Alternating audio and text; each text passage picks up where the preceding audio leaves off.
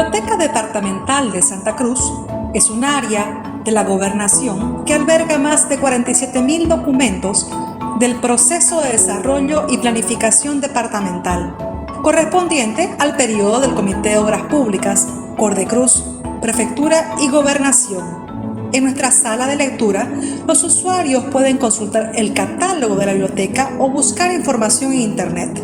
Además de la consulta en sala, la biblioteca ofrece a nuestros usuarios servicio de hemeroteca, espacio infantil, 2.550 documentos digitalizados, Internet y Wi-Fi. Gracias al apoyo de Café Patrimonio, los lectores pueden servirse un café boliviano de cortesía, con calidad de exportación. Actualmente desarrollamos diferentes actividades de fomento a la lectura, escritura y aprendizaje de nuestra historia de manera online. Difundimos nuestras actividades mediante nuestras redes sociales, Facebook, WhatsApp, Instagram, YouTube y un sitio Wix. De igual manera, gracias a una alianza con Fundación Cotas, la programación semanal es también proyectada por los canales de Cotas en sus diferentes señales. En el 2020, la Biblioteca Departamental obtuvo el premio a Biblioteca del Año, logrando un lugar importante dentro de su gremio a nivel nacional.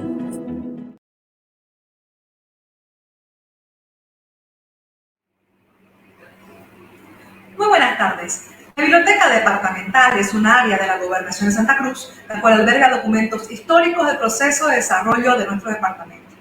Es decir, material bibliográfico y también gráfico desde 1960 en adelante. Con el fin de acercar a nuestro público a la lectura, escritura, al aprendizaje de nuestra historia, venimos realizando diferentes actividades de manera presencial y también virtual. Quisiéramos empezar esta tarde en compañía de Café Patrimonio, un café nuestro, un café boliviano, el cual nos permite servir a todos ustedes, nuestros lectores, de cortesía, un delicioso café con calidad de importación. Ustedes pueden también pasar a disfrutar en Demos Café, que está ubicado en la avenida San Martín, calle 5 Este. Quisiéramos de igual manera agradecer a Fundación Cotas por abrirnos las puertas para llegar a sus hogares. Fundación Cotas tiene como misión promover los valores y principios del cooperativismo. Apoya, fomenta y desarrolla actividades de educación, capacitación y formación cívica ciudadana.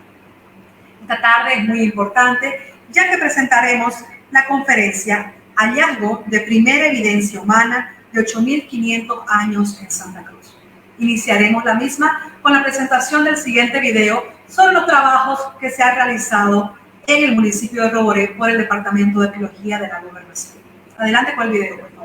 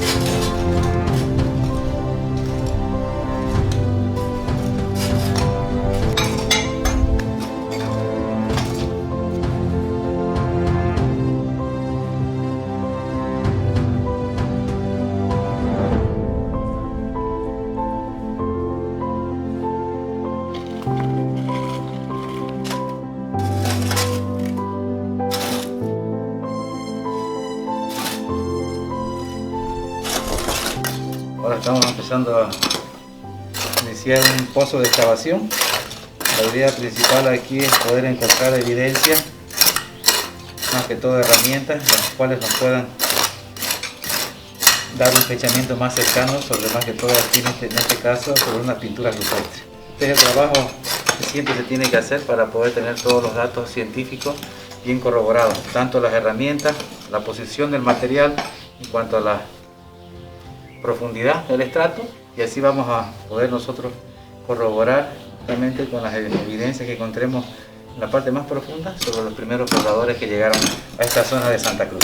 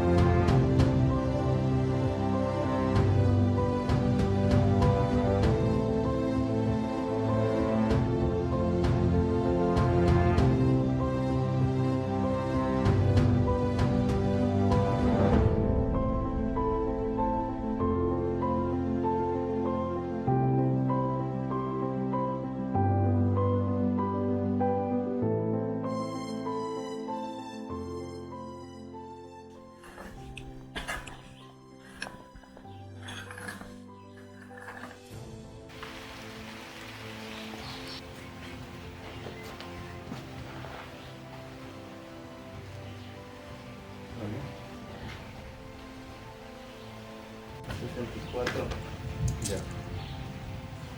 Toda la piedra. Dame esa de ahí, esta y esta de hacia arriba. Ya con eso.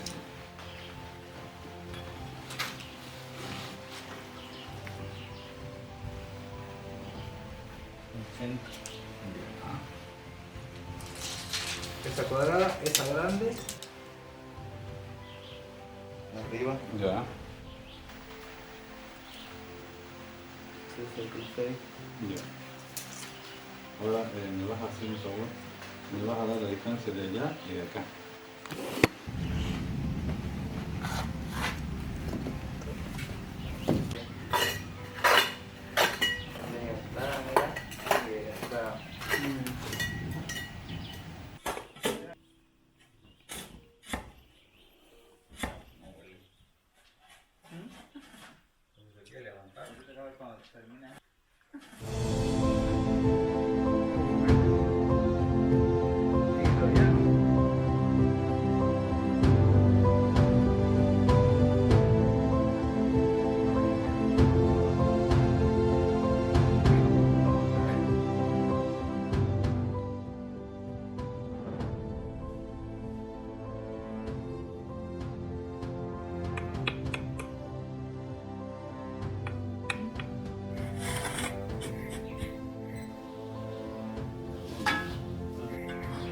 Bueno, aquí ya continuando con la excavación que iniciamos, se pudo evidenciar material cultural a partir de los 30 centímetros con cerámica prehispánica, y a eso nos está remitiendo por lo mínimo unos 4500 años es cuando llegó la cerámica de estas tierras.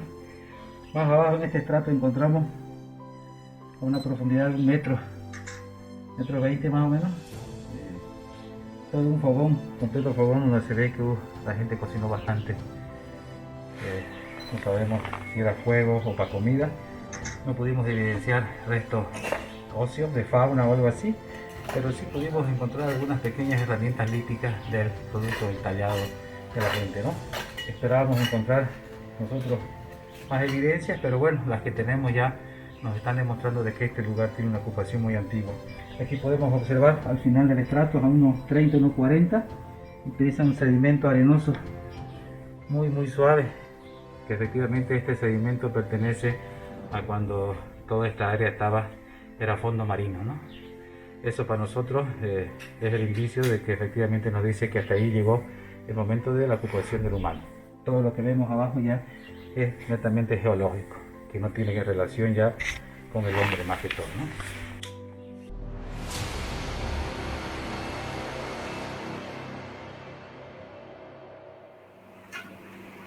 Para continuar con la presentación de la conferencia, presentaremos a quien es el encargado del Departamento de Arqueología de la Gobernación, nuestro colega Danilo Andrés Draqui Pariñán. Él es licenciado en Arqueología de la Escuela Nacional de Antropología e Historia, el ENA, en México, DF. Ha trabajado para el Gobierno Federal de México en 14 proyectos arqueológicos como salvamentos, rescates y registros de sitios arqueológicos, habiendo realizado más de 40 excavaciones. De igual manera, realizó puestas en valor museográfico de materiales arqueológicos e interpretación de la evidencia para el Museo de la Ensenada en Mexicali, Distrito Federal. Es conferencista en distintos congresos y encuentros de investigación tanto a nivel nacional como también internacional. Trabaja hace 10 años en la Dirección de Turismo y Cultura del Gobierno Autónomo Departamental de Santa Cruz.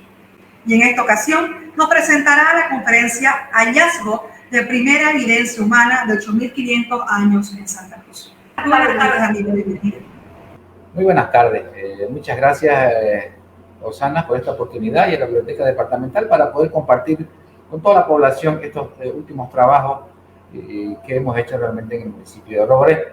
Digo últimos porque esos han sido los últimos que hemos podido realizar investigación científica. Esto no quiere decir que ahí nos vamos a parar, sino yo creo que este es el primer trabajo que culmina de orden científico que realiza la Gobernación de Santa Cruz justamente dentro del departamento.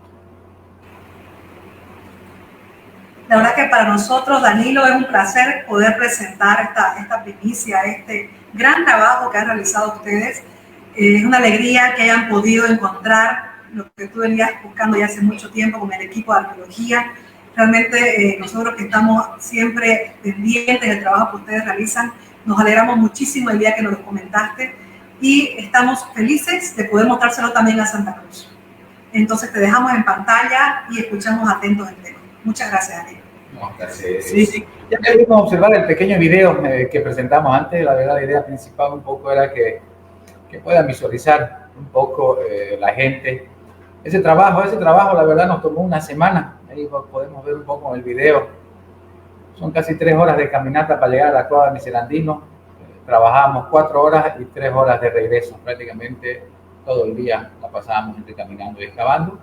Así estuvimos 5 días para llegar a obtener justamente lo que estamos presentando ahora. Un pequeño resumen para que la gente un poco entienda que el trabajo arqueológico no es tan fácil, es continuo y toma tiempo, ¿no? Y más que todo, mucho esfuerzo. Nosotros en esa oportunidad estuvimos en Roboré bastante tiempo y realizamos investigaciones en distintas áreas de Tucabaca. Algo importante que quizás antes no lo mencioné, todas estas hemos hecho 4 fechamientos de radiocarbono 14 en toda esa zona. Efectivamente hemos dado a conocer el más antiguo, pero todos estos trabajos que se han hecho han sido dentro de lo que es el área protegida de conservación de Tucabaca, que es administrado por la Gobernación de Santa Cruz. Una vez ya visto el video y hecho un poco la introducción a este tema, vamos a empezar a efectivamente ver para que lo que nosotros muy científicamente se puede llamar las investigaciones arqueológicas en Roboré. Ahí vemos unas imágenes del valle. Para llegar a la cueva Miserandino efectivamente se tiene que cruzar el arco, ¿no? En todo ese sector.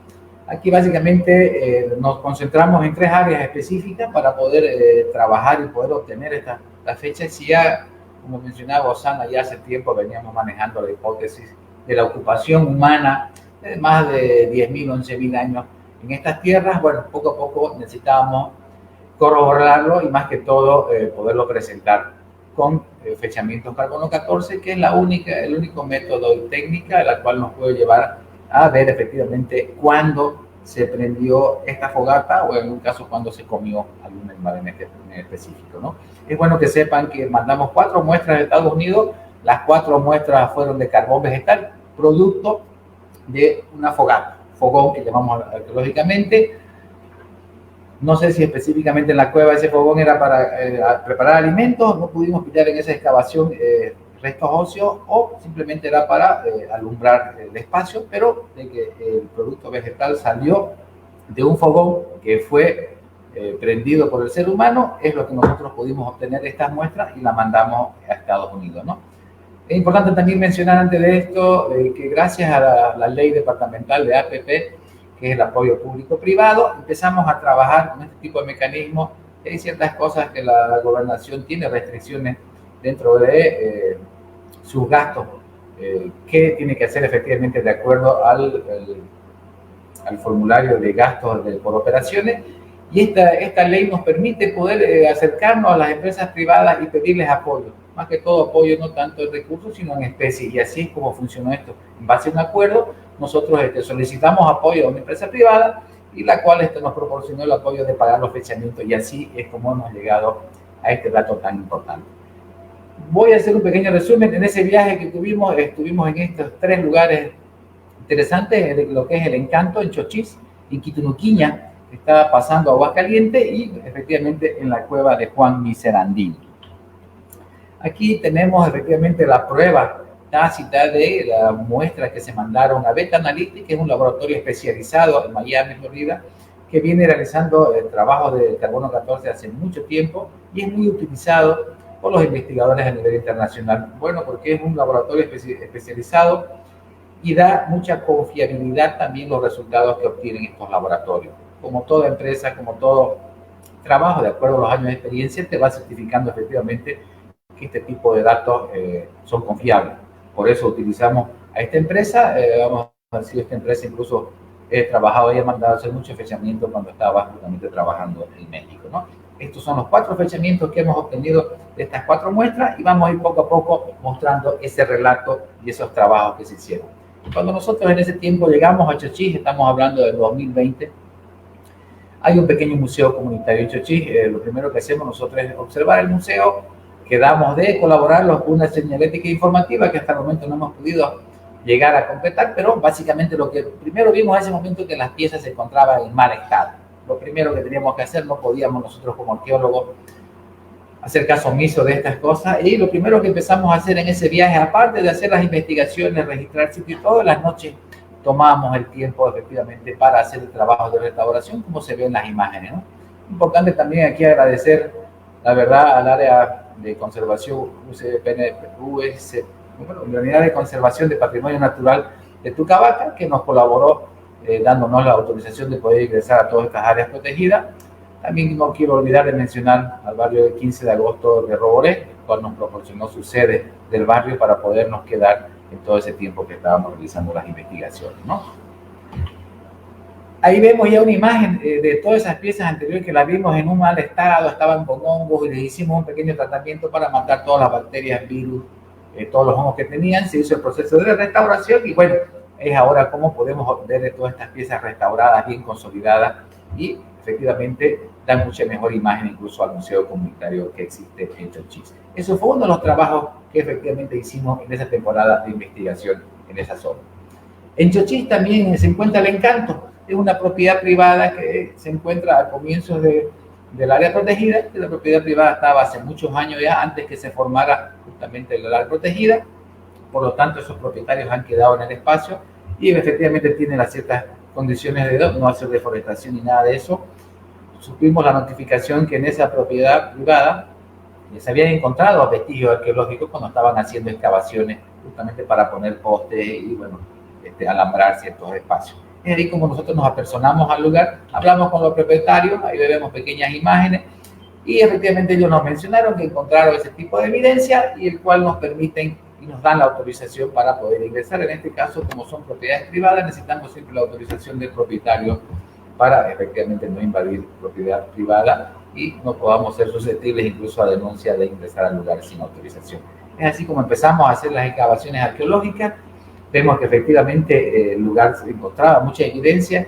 Venimos refutándolo nosotros hace tiempo. Existen vestigios arqueológicos dispersos por todo el departamento, por todas las zonas, distintas zonas ecológicas que tiene Santa Cruz, así que esto no es de asombrarse. Realizamos las excavaciones, se pudieron obtener bastante material importante y muestras más que todo de carbón vegetal, el cual pudimos mandar a fechar, y en ese sitio en específico del Canto nos dio 1000 años de antigüedad. Ya empezamos justamente a conformar esta estructura de asentamientos humanos en Santa Cruz. Les quiero comentar que no son los únicos fechamientos que existen ya en el departamento. Años atrás se han venido realizando algunos fechamientos, más que todo por trabajo, que se han realizado más que todo en el gasoducto Brasil, en algunos trabajos de tramos carreteros hemos exigido nosotros, y efectivamente como de lugares de explotación petrolera, los cuales se han mandado a fechar. Entonces, no son los únicos fechamientos que existen en Santa Cruz. Tenemos alrededor de 25 fechamientos, ya nosotros los tenemos ordenados, que se han ido realizando en distintos momentos, pero estos efectivamente serían los más antiguos que hemos obtenido, de 8.500, y gracias a estos nuevos fechamientos, ahora vamos a empezar a ordenar los sitios efectivamente de acuerdo a su cronología y temporalidad. Quitunuquiña, una comunidad chiquitana muy interesante, muy importante, la verdad. La vegetación ahí, se empieza a ver el cambio. Es impresionante cómo se ve el cambio de una vegetación y otra en ese lugar específico. Es un lugar muy interesante, ahí podemos ver pequeñas imágenes donde se encuentran muchas pinturas rupestres, lo cual nosotros lo primero que hicimos fue registrar justamente esas pinturas, tenerlas fechadas, tenerlas fotografiadas, para posteriormente realizar una excavación arqueológica para ver qué tan profundo es el retrato y poder obtener fechamientos que estén asociados quizá a un momento ocupacional o a las pinturas rupestres que se encuentran en ese lugar. Se hicieron las excavaciones, el estrato hoy no es muy profundo, solamente se pudo excavar 35 centímetros, en el cual sí obtuvimos una muestra de carbón vegetal también asociado a cerámica. La cerámica sabemos que ya en la Amazonia ha llegado aproximadamente hacia 4.500 años de antigüedad. Entonces eso ya nos da una pauta, y la muestra que obtuvimos efectivamente en ese sitio específico nos da un fechamiento de 2.000 años de antigüedad. Efectivamente ya estamos dentro del rango de la aparición de cerámica, pero lo interesante es, si ustedes se han podido dar cuenta, hemos hecho excavaciones y muestras en distintos lugares, ya nos está marcando la secuencia ocupacional que tuvo efectivamente todo este territorio y muchos otros del departamento de Santa Cruz. Es importante que sepan ustedes que el hombre no llegó de un jalón, o sea, no llegó una migración y llegó el micro y ahí se quedó. Han habido muchas migraciones que han seguido dándose a través del mundo. Las últimas migraciones que se tienen efectivamente conocidas a nivel mundial y más o menos basadas en un rango de tiempo, se habla de aproximadamente 5.000 años. Esa fue la última migración, se puede decir, a nivel mundial, que movió gente a través de todos los distintos continentes, ¿no? Entonces, dentro de eso, el hombre hace 13.000 años, que es la evidencia más antigua que se tiene en Sudamérica, ya el hombre viene migrando, quedándose, vienen otros grupos, hay una mezcla, y efectivamente parte de esas migraciones, parte de esos momentos ocupacionales los estamos registrando, y poco a poco, yo creo que a partir de aquí unos años vamos a ser uno de los pocos departamentos en tener una secuencia cronológica fechada y asociada a materiales arqueológicos que nos van a hablar hasta el momento de 8.500. Yo voy a seguir investigando y necesitamos llegar a encontrar el primer momento ocupacional de Santa Cruz, que debe estar entre los 11.000 a 12.000 años, que ya existen fechamientos en el Brasil con esa datación. Así seguimos, así llegamos a nuestra famosa cueva de Miserandino. ¿Quién era don Juan Miserandino? Bueno, existe un mito ahí en Santiago que habla que este señor italiano había robado oro y tenía lingotes de oro, y por eso se fue a vivir en esa cueva. Bueno, efectivamente nosotros ya hemos podido corroborar que don Juan Miserandino tenía una peluquería aquí en Santa Cruz en el 1910, ahí por el centro. Él vendía incluso corbatas, vendía perfumes. Hemos encontrado la propaganda de él en el Museo de Historia del 1910, donde ella está promocionando su tienda. Entonces nos llama mucho la atención a nosotros, si en su momento él tenía esa tienda. Él efectivamente se va a vivir a la cueva a comienzos del siglo XX, 1915 quizás, no sé, y efectivamente en 1930 fallece en la misma cueva, que hace más de creo, 10, 15 años vinieron a llevarse los restos óseos su familia de Italia, ¿no? Entonces, por eso la cueva recibió el nombre de Juan Miserandino. Ahora, no sé si de creer que se llevó los lingotes de oro, porque la gente ha buscado por todos esos lugares. Esos lingotes nunca hay. Lo interesante, como les digo, gracias a toda esta información, a todos los archivos históricos, podemos llegar a indagar muchas cosas y hasta saber que el señor tenía una tienda donde vendía ropa, era sastre, vendía corbata, todo, justamente a una cuadra de la plaza principal, 24 de septiembre. Ahí vemos que nosotros, mucho es un lugar atractivo, un atractivo turístico, ya la cueva de Juan Miserandino. Quizás muchas personas no llegan por la larga caminata que tienen que hacer. El paisaje es espléndido, se lo recomiendo, vayan, visítenlo, es una larga caminata, pero ver esa naturaleza de esa magnitud cansa, quita todo el cansancio, la verdad, de toda esa caminata. Así que se lo recomiendo, vayan y visiten este sitio. Y bueno, ahí vemos ya parte de la cueva. Empezamos a tratar de un poco analizar dónde vamos a excavar.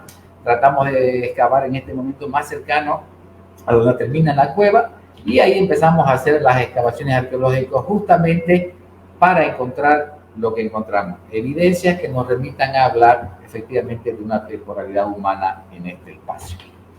Ahí vemos que se siguen las excavaciones, como les conté al comienzo, nos tomó 5 días poder excavar, no era de un rato a otro, fuimos haciéndolo paulatinamente en esos días, y bueno, como les mencioné anteriormente, ¿no? Toda esa caminata, todo ese esfuerzo tuvo su fruto, ¿no? Ahí vemos una cruz que existe en el lugar justamente de Juan Miserandino, justamente de este personaje italiano que fallece en esa cueva.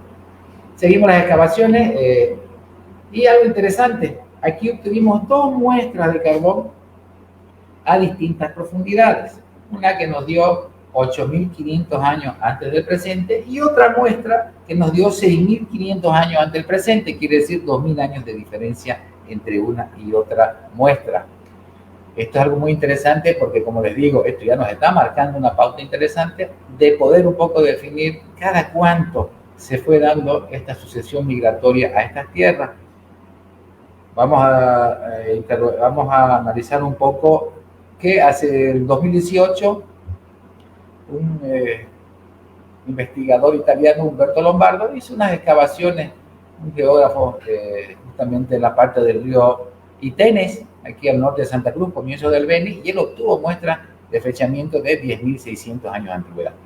Quiere decir, si se dan cuenta ustedes, hay 2.000 años entre cada uno y otro. Comparando las muestras también que él hizo de esa secuencia del sitio, compartimos las mismas muestras de fechamiento, ¿no? Él tiene de 8.500 y de 6.500, lo mismo que tenemos nosotros, pero él tiene una fecha más antigua. Ahorita ustedes van a observar que nosotros todavía tenemos donde excavar, tenemos todavía espacios donde poder encontrar asentamientos más antiguos. Cuando uno hace una excavación arqueológica, hacemos un pozo estratigráfico y bajamos. Muchas veces en ese pozo, este pozo se hizo de casi 2 metros por 1,5 metros para tener espacio de movilidad, pero lamentablemente muchas veces no encontramos material orgánico en ese espacio, en ese estrato específico para poder mandar a fechar. Muchas veces se hace la extensión de la excavación.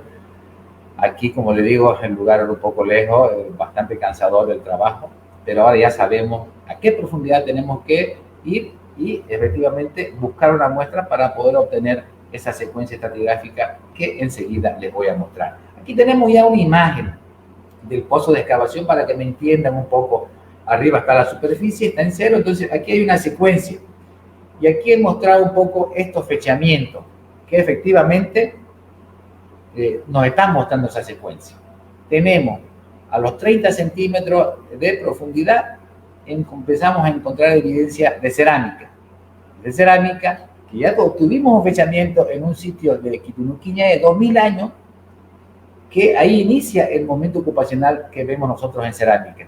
Bajando hasta los 60 centímetros, 65 centímetros de profundidad del pozo, aparece cerámica. De ahí más profundo desaparece. Nosotros hemos puesto el fechamiento de 4.500 antes del presente, porque esa es la fecha que se tiene para la Amazonia de la llegada de la cerámica.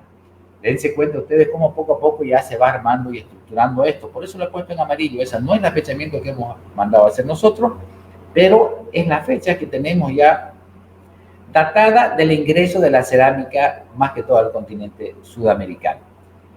a una profundidad de 90 centímetros de la superficie, ya obtuvimos esa muestra de carbón donde ya el material es distinto. Ya no hay cerámica y hay pura lítica, piedra. Y al metro 20 de profundidad fue donde obtuvimos esta otra muestra que nos remite a 8.500 años antes del presente. Si ustedes se dan cuenta, desde el metro 20 hasta el metro 70 de profundidad, existe todavía un estrato cultural del cual no pudimos obtener muestras. Por eso lo pongo en celeste, 11.000 o 12.000 años antes del presente, que es la fecha que ha obtenido Brasil y otros lugares de Sudamérica de los primeros pobladores. Y eso es lo que vamos a buscar justamente este año, ¿no? Ahora vamos a seguir la explicación para mostrarle los estratos y empezar a mostrar también ya, porque cuando nosotros hablamos de fogón, quiero que me entiendan un poco. Ustedes lo ven, en el estrato se ve un sedimento más oscuro. Lo he delimitado. Ese es para lo que nosotros se ve toda esa acumulación negra, oscuro, hollín, producto de justamente de hacer fuego. Algo interesante aquí. Para los arqueólogos es interesante ver incluso las dimensiones de este sedimento de hollín, porque eso nos está hablando de la cantidad de personas. Si hay muchas personas, la fogata va a ser más amplia. Si hay menos, la fogata es más chica. Son cosas básicas y técnicas que nos empiezan un poco a remitir la cantidad de grupos que efectivamente, o personas que estaban habitando ese espacio, en este caso la cueva de Juan Miserandino. Aquí vemos esta acumulación de todo este fogón que es continuo, desde 40 centímetros de profundidad justamente hasta 1,50 m. Vemos que ya dentro del 1,40 m y el 1,70 m, incluso el hollín se extiende. ¿Qué quiere decir? Que había más gente en ese momento y es del cual no pudimos obtener nosotros muestras de carbón vegetal para mandar a fechar. Eso es algo muy interesante, porque como les dije, estas dimensiones que les estoy mostrando justamente de los fogones, nos habla de la cantidad de personas, porque no vas a hacer, si son pocas personas, no vas a hacer una fogata tan grande. Entonces, obviamente, siempre la fogata, en esos momentos, el fuego servía para la preparación de alimentos y para darnos luz artificial. En esa época no había nada. Esa época que estamos hablando de 8.500 años antes del presente, señores, todavía existían en la zona algunos tigres, dientes de sable. Estamos hablando de la megafauna. Entonces, el hombre de verdad tenía que cuidarse. No es como ahora que todos los animales ya nos conocen, nos tienen miedo solamente de vernos porque saben que el ser humano es destrucción, es muerte. Pero en esa época todavía no estaba la cosa dada así. El hombre tenía que escaparse y los lobos, tanto en Norteamérica como en Europa, se los comían a los hombres, los jaguares se los comían, los tigres dientes saben ni que se diga. Entonces el hombre tenía que efectivamente tener mucho miedo de los animales, en este caso, que son carnívoros, ¿no? En este caso, por eso el fuego era indispensable. Incluso ahora, ¿no? Si vas al monte y no prendes fogata, es medio complicada tu situación en ese mismo espacio. Sigamos con esto. Entonces ahora quiero mostrarles una secuencia. A los 10 centímetros de profundidad de la excavación, porque eso no se pudo mostrar otro día, encontramos esto, material del siglo XX, asociado aquí al señor Don Juan Miserandino. Ahí vemos pedazos de teja y ahí vemos pedazos de platos que efectivamente han debido servir para la alimentación del señor Don Juan Miserandino. El estilo de esa loza fina es típico de loza de comienzos del siglo XX. Ese es el material que nos habla de la ocupación de Juan Miserandino en la cueva a una profundidad de 10 centímetros. Seguimos excavando y desde los 10 centímetros 15 aparece la cerámica hasta los casi 60 centímetros de profundidad, que son las imágenes un poco que les estoy mostrando. Ahora, cuando la hablé hace rato, ya a los 90 centímetros de profundidad ya se pierde la cerámica y empieza a aparecer solo material lítico, muy típico de estas primeras ocupaciones humanas en todas partes del mundo, no solamente aquí.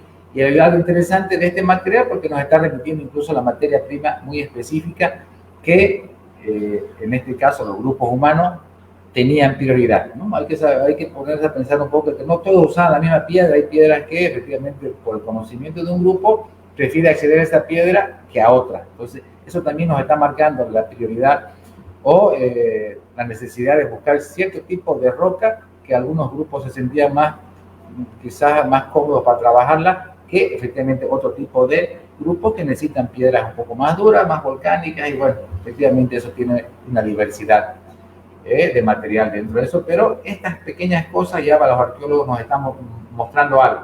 Son distintos grupos, porque hay ciertos grupos de migraciones que su conocimiento básico utilizan siempre la materia prima. Lo mismo pasa en cerámica. Hay cierta cerámica que está efectivamente mezclada con ciertos materiales específicos de desgrasantes muy distintos a de otras zonas. Entonces nos está dando unas tradiciones y técnicas de elaboración específicas de cada zona. Eso ya a futuro nos va a llegar a delimitar muy en espacios más pequeños este tipo de trabajo y empezar a clasificar bien las áreas de patrones de asentamiento de cada grupo. Quizás no me dé en mi vida llegar a hacer eso hay que nutrir un montón de información para que efectivamente se pueda ir consolidando.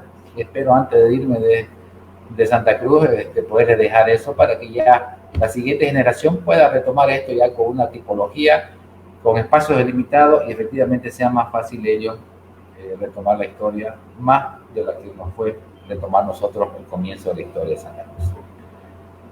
Este material, como les dije, fíjense, es un material muy específico, muy duro, que efectivamente deja este tipo de trabajo asociado a este grupo que llegó hace 6.400 años antes del presente a estas tierras, ¿no? Seguimos nosotros excavando y también a esa profundidad encontramos esta piedra bastante pulida que efectivamente cuando vemos en la base de la piedra, vemos que esa piedra fue utilizada para moler pintura.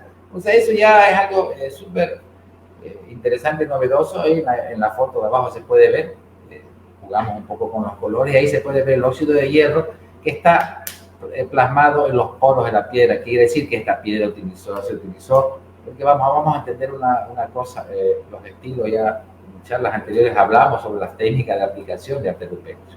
Y sabemos que hay en seco y otra en líquida. Básicamente nos está mostrando que efectivamente aquí se produjo pintura líquida por la forma de trabajar la materia prima, y bueno, eso es algo que ya se habló la otra vez y lo vuelvo a retomar un poco porque ahí nos habla incluso la técnica de aplicación que utilizó el grupo, pero ya nos está mostrando esta herramienta que las pinturas son incluso más antiguas, y efectivamente eso nos está remitiendo que muchas de las pinturas rupestres del municipio de Orcoté son bastante antiguas, muy similares a las del Brasil. Seguimos las excavaciones, ya a 1,10 m, básicamente empezamos a encontrar otro tipo de material. Fíjense ustedes, es otra materia prima de lítica, de roca, que fue utilizada por esos grupos, y efectivamente estos grupos están asociados ya más al asentamiento que tenemos nosotros fechado de 8.500 años antes del presente.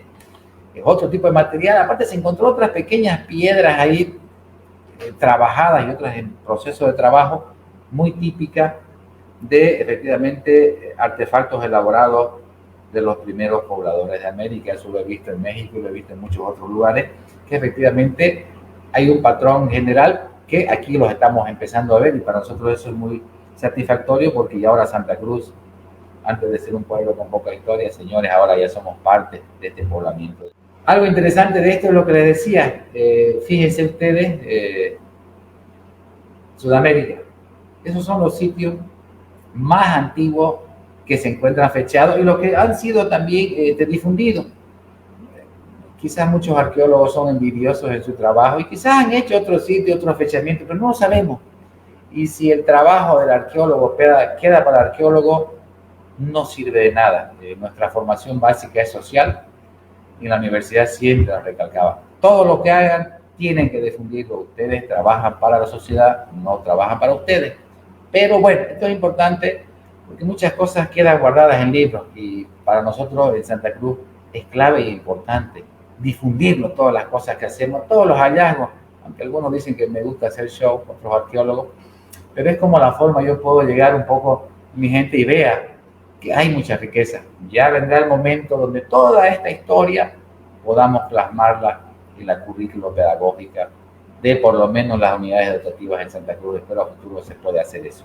Entonces, como vemos, todos estos foquitos, estas luces prendidas en Sudamérica sobre los primeros pobladores, empiezan a aparecer dos nuevos lugares. Para nosotros, como les dije el otro día, es un foquito que se prende ahora Santa Cruz, y esta parte oriental aparece dentro de este espacio justamente de los primeros pobladores de Sudamérica y en este caso del continente americano. Vemos esas dos muestras, una la que hizo Lombardo en el río Itaine de 10.600, y ahí vemos nosotros la muestra de 8.500 años antes del presente. Esto es algo muy importante. Ahí están las muestras que hizo Humberto Lombardo en 2018 y las muestras de la gobernación de Santa Cruz en 2021.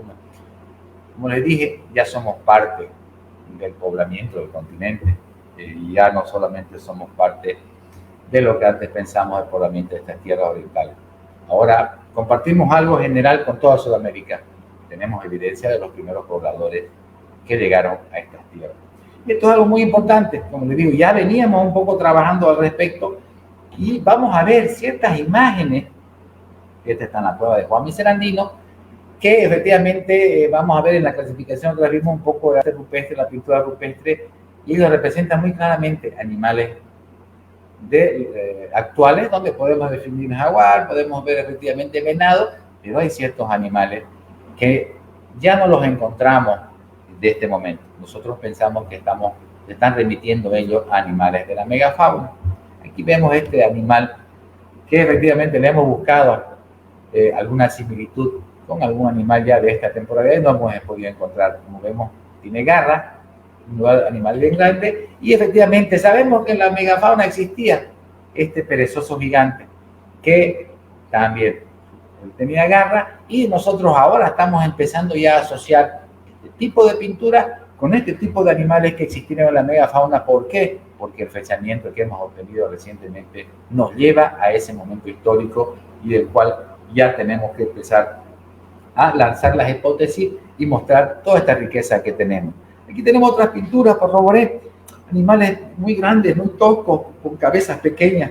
Y muchas veces nos poníamos a pensar qué tipo de animal era. Bueno, señores, ese tipo de animal los paleontólogos le llaman el toxodonte, un animal parecido al hipopótamo que vivía en toda la zona de lo que es Tucavaca, el Pantanal y zona del Chaco, ¿no? Ahí empezamos, mírense cómo la imagen habla más que justamente 1000 palabras, como se dice, ¿no? Ahí están las pinturas y estamos empezando a asociar esa técnica con esa tradición antigua. Miren estas dos figuras. ¿A qué nos remiten? Nos remiten a camellos que existían en la megafauna.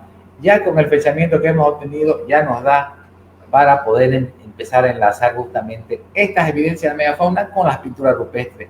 Si antes lo teníamos ya en la cabeza pensado que así era, gracias a estos fechamientos nosotros podemos ya incluso empezar a plasmar estas indagaciones.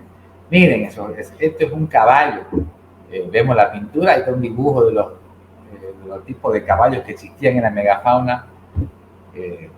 Quien me diga que no, la verdad, dudaría en su cosa. Ahí están las imágenes, por eso ya en este momento estoy lanzando estas cosas porque ya tengo el sustento académico y científico, el cual me puede remitir a hacer estas interpretaciones. Esta es la mejor imagen que tenemos hasta el momento descubierta en Santa Cruz y en la zona de Roboré. La verdad, es un lugar especial. Esto es en Quiquiniquiña, es un lugar mágico. Ahí nos está mostrando un ser humano que está parado sobre una especie de árbol o algo y está justamente tirando una arma, una lanza a una secuencia de animales. Son básicamente 10 animales que están en migración. Bueno, ¿qué son estos animales, señores? Este tipo de elefantes o paquidermos existían en la época de la megafauna. Aquí eran de esa forma, muy similar al elefante, muy distinto a lo que conocemos del mamut, que es del norte, del hemisferio norte, donde efectivamente era peludo por el frío que existía allá. La especie de mastodontes, que se llama este tipo de evidencia, para nosotros era muy parecida al elefante actual, sin pelo. Y lo que quiero aquí demostrar es, fíjense ustedes, esa representación, esa imagen, la forma del cuerpo, la composición, cómo lo hacen, nos están remitiendo para nosotros a este momento de los paquidermos, o de los mastodontes, mejor llamados, de la megafauna, por los paleontólogos, ¿no? E incluso tiene su nombre científico que llaman Cubieronis a todo este tipo de mastodontes por la zona, pero vamos a dejarlo como mastodontes, ¿no? Entonces esto es algo muy interesante. Y no solo eso, miren esta imagen. La verdad nos están remitiendo a qué? Nos están mostrando a un felino y para nosotros esa imagen está representando a un felino tigre dientes de sable. Ya con todo esto pasamos el límite, pasamos esa frontera de esa historia de la época española, misional y prehispánica, que se llama, que es antecito de la época de los españoles. Ahora estamos hablando ya de prehistoria, mucho tiempo atrás, antes de que efectivamente se empiece a conformar lo que llamamos historia. ¿Por qué? Porque empieza la escritura. Para mí, la historia comienza hace miles de años. Estas imágenes, si quizás no son escritos, pero son expresiones y son relatos de lo que la gente veía cotidianamente en su momento. Esto es algo muy interesante. Termino con esta imagen del valle, la verdad, de Tucabaca. Los invito a todos a visitar. Miren estos lugares espléndidos, hermosos. Nosotros pudimos obtener estas fotos con neblina, porque bueno, estábamos a las 6:30, 7 ya empezando a caminar para llegar a la cueva de Juan y Serendino. Ustedes lo pueden observar en el video. Incluso hasta lluvia nos ha tocado vivir en ese momento. Pero bueno, esa vista, ese espacio nos llena y nos quitaba todo el cansancio de no comer todo el día y de hacer un trabajo, porque necesitamos nosotros estructurar y realmente empezar a contar la verdadera historia de los cruceros. Muchísimas gracias. Realmente, Danilo, es impresionante el trabajo que han realizado durante todos estos años. Siempre vamos a estar orgullosos como Biblioteca Departamental de poder mostrarlo. Te agradecemos por habernos dado la primicia, por permitirnos llegar al público con este tipo de información. Mientras vos ibas hablando, yo ya iba soñando en mi cabeza con otras actividades que podemos realizar. Después charlamos de que terminemos con este vivo. La verdad que estoy orgullosa como cruceña por el trabajo que ustedes han hecho como equipo de la gobernación. Y de verdad, muchas gracias por el aporte que hacen a los cruceños. Es impresionante. Yo espero que las personas que están en su casa hayan estado muy atentas a cada detalle que les has ido mostrando, a cada prueba, ¿no?, que has ido tú también graficando también con estas imágenes durante tu exposición. Te agradecemos, la verdad, por habernos permitido llegar a los hogares de las personas de todo Bolivia, porque nos miran de todo Bolivia. Les mandamos un saludo a todos y esperemos que en casita hayan estado atentos, escuchando, aprendiendo y mirando esta información que nos trae Danilo de primera mano. No, de nada, Rosana. Me preguntan incluso a veces los fines de semana, ¿qué haces ahí? Le digo, para eso me paga la gobernación, entonces por eso estoy aquí. Muchísimas gracias. Muchas gracias. Nos esperamos en una próxima conferencia de la Biblioteca Departamental. No se olviden que salimos todos los días miércoles a las 5 de la tarde con actividades infantiles y de igual forma todos los domingos con actividades para público joven y adulto a las 5 de la tarde. Muchas gracias por su participación. No nos olvidemos que de esta manera se hace gestión, trabajando.